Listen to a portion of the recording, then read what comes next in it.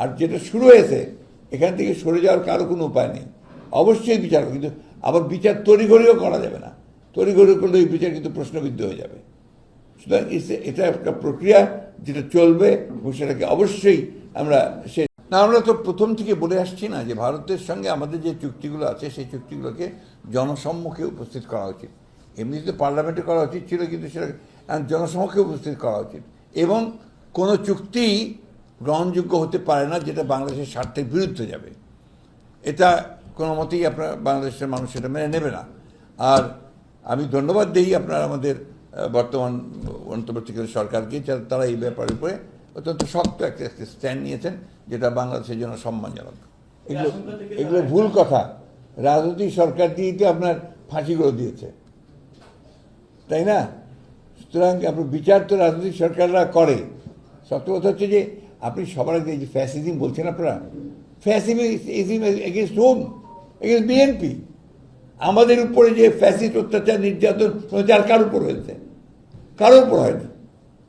এমনকি আপনার অন্যান্য রাজনৈতিক দলগুলোর মধ্যে আমরা এবং জামাত ইসলাম সবচেয়ে বেশি এফেক্টেড হয়েছি। আমাদের উপরে তো অত্যাচারটা সবচেয়ে বেশি হয়েছে।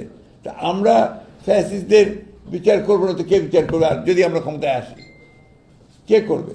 আর যেটা শুরু হয়েছে এখান থেকে সরে যাওয়ার কারো কোনো উপায় নেই। অবশ্যই বিচার, কিন্তু আবার বিচার তড়িঘড়িও করা যাবে না। তড়িঘড়ি করলে এই বিচার কিন্তু প্রশ্নবিদ্ধ হয়ে যাবে। সুতরাং এটা একটা প্রক্রিয়া যেটা চলবে এবং সেটাকে অবশ্যই আমরা শেষ করব, এই ব্যাপার কোনো সন্দেহ নেই। জি প্লিজ। মানে ছাত্র জনতা যে বিপ্লবের যে একটা ঘোষণাপত্র প্রকাশ করার কথা ছিল এবং ছাত্ররা শুনেছি যে আপনাদের কাছে একটা ভাষা দিয়েছেন, এই ব্যাপারে বিএনপির আসলে অবস্থানটা আমরা একটা সরকারের উপদেষ্টা মাহফুজ আলম সাহেবের কাছ থেকে আমরা একটা আপনার ওই ঘোষণার খসড়াপত্র পেয়েছি এবং উনি আমাদেরকে অনুরোধ করেছেন যে এই বিষয়ে আমাদের মতামত জানার জন্য।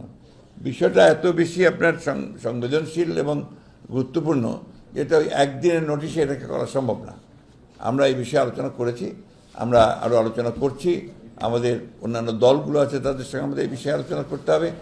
শুধু তাই নয়, আপনার সংবিধান বিশেষজ্ঞ যারা আছেন তাদের সঙ্গে আমাদের কথা বলতে হবে। এই জন্য যে এই ঘোষণাপত্রের মধ্যে সংবিধানের ব্যাপারেও বহু কথা আছে যেগুলো আমাদেরকে দেখতে হবে। একটা কথা হচ্ছে বিএনপি একটা দায়িত্বশীল রাজনৈতিক দল। এর যে জন্ম, সেই জন্মই কিন্তু আপনার সংস্কারের মধ্যে দিয়ে, অর্থাৎ আমরা আমাদের প্রতিষ্ঠাতা শহীদ প্রেসিডেন্ট জিয়াউর রহমান সাহেব, তিনি একদলীয় শাসন ব্যবস্থাকে বহুদলীয় গণতন্ত্রে নিয়ে এসেছিলেন। সবচেয়ে বড় সংস্কার এটা, একটা মৌলিক সংস্কার। One party system to multi party system, একটা ক্লোজড পলিটিক্যাল সিচুয়েশন থেকে একটা ওপেন পলিটিক্যাল সিচুয়েশন। আবার অর্থনৈতিক ক্ষেত্রেও একটা ক্লোজড ইকোনমি থেকে একটা ওপেন ইকোনমি, আপনার ফ্রি ইকোনমিতে নিয়ে আসা। এটা আমাদের দ্বারা হয়েছে। বাকিগুলো এই কেয়ারটেকার গভর্নমেন্ট সবাই বানতেছে, তাই না? সবাই আমরা যতটুকু বুঝি যে বোধহয় এই যে কমিশন করেছে সেই কমিশনও বোধহয় আপনার কেয়ারটেকার গভর্নমেন্টের কথাই বলবে। তাহলে এই যে 15 বছর ধরে আমরা বললাম, কেউ তো শুনলো না। এখন তো প্রমাণ হচ্ছে যে আমাদের কথাটাই সঠিক। সেটা কিন্তু আমরা করেছিলাম, দেশত্রী বেগম খালেদা জিয়া কেয়ারটেকার গভর্নমেন্ট সিস্টেমটাকে ইন্ট্রোডিউস করেছিলেন। এই বিষয়গুলো আছে। আমরা পুরো সবসময়, আর আগে তো বলছি, সংস্কার একটা চলমান প্রক্রিয়া, প্রতিদিন প্রতি মুহূর্তে বদলাতে পারে, চেঞ্জ হতে পারে। চেঞ্জ ছাড়া তো আপনার এগোবে না, সভ্যতা এগোয় না, রাজনীতি এগোয় না, কোনো কিছু এগোয় না। তো সুতরাং আমরা এই ব্যাপারে অত্যন্ত নিশ্চিত যে আপনি যে কথা বলছিলেন যে রিগার্ডিং ছাত্রদের ঘোষণাপত্র, এটা আমাদের ওই সময়টুকু লাগবে আর কি। আমরা চেষ্টা করছি, আলোচনা করছি এটার উপরে।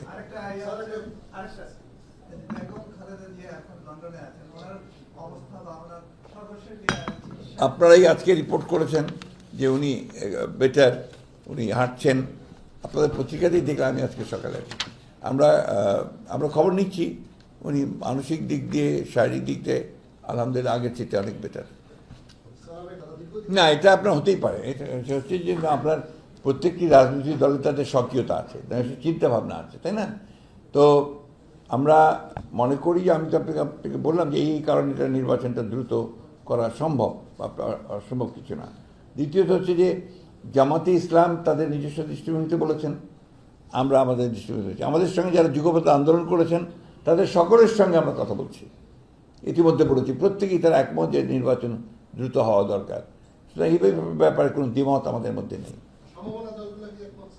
ওই সমমনা দলের কথাই তো বললাম, সমমনা দল আমাদের যারা যুগপথ আন্দোলন করছেন বা আপনার বাম দল, ডান দল যতগুলো আছে সবাই ইতিমধ্যে, আপনি দেখেছেন কমিউনিস্ট পার্টি ইতিমধ্যেই তারা স্টেটমেন্ট দিয়েছে। আমরা যদিও আমাদের সঙ্গে নাই, তারপর কিন্তু ওনারাও স্টেটমেন্ট দিয়েছেন যে, আর জামাতে ইসলাম যে ইলেকশন পার্থক্য খুব বেশি আছে তো দেখি না। গত কয়েকদিন আগেও তো উনি বলেছেন যে দ্রুত নির্বাচন করা দরকার, আগে জাতীয় সংসদ নির্বাচন করা দরকার। তো পার্থক্য তো দেখছি না, এর মধ্যে হয়নি ভাই। অন্য কারো প্রশ্ন থাকলে স্যার আমি একটা প্রশ্ন দিতে চাই, সেটা হচ্ছে যে আপনি নিশ্চয়ই দেখছেন যে আমাদের সীমান্তবর্তী এলাকায় বিএসএফ বিডিআর এর মধ্যে একটা উত্তেজনা চলছে বেশ কয়েকদিন ধরে, এবং সীমান্ত আইন লঙ্ঘন করে কাঁটাতারের বেড়া নির্মাণ করা হচ্ছে 3 মিটার কয়েকটা জায়গায়। এই নিয়ে একটা ব্যাপক উত্তেজনা চলছে। এবং নিশ্চয়ই আপনি শুনেন যে স্বরাষ্ট্র উপদেষ্টা কিন্তু বলেছেন যে বিগত সরকারের আমলে এমন সব চুক্তি করা হয়েছে যেসব চুক্তিতে আসলে পতিত সরকার ভারতকে এক ধরনের একটা লাইসেন্স দিয়েছে, ওইটার সুযোগ তারা নিচ্ছে। এই নিয়ে আপনারা আসলে জিনিসটা কি? না, আমরা তো প্রথম থেকে বলে আসছি না যে ভারতের সঙ্গে আমাদের যে চুক্তিগুলো আছে সেই চুক্তিগুলোকে জনসম্মুখে উপস্থিত করা উচিত। এমনিতে পার্লামেন্টে করা উচিত ছিল, কিন্তু সেটা জনসম্মুখে উপস্থিত করা উচিত। এবং কোনো চুক্তি গ্রহণযোগ্য হতে পারে না যেটা বাংলাদেশের স্বার্থের বিরুদ্ধে যাবে। এটা কোনো মতেই আপনার বাংলাদেশের মানুষ সেটা মেনে নেবে না।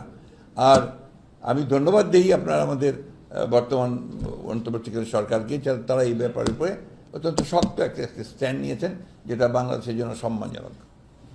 Thank you.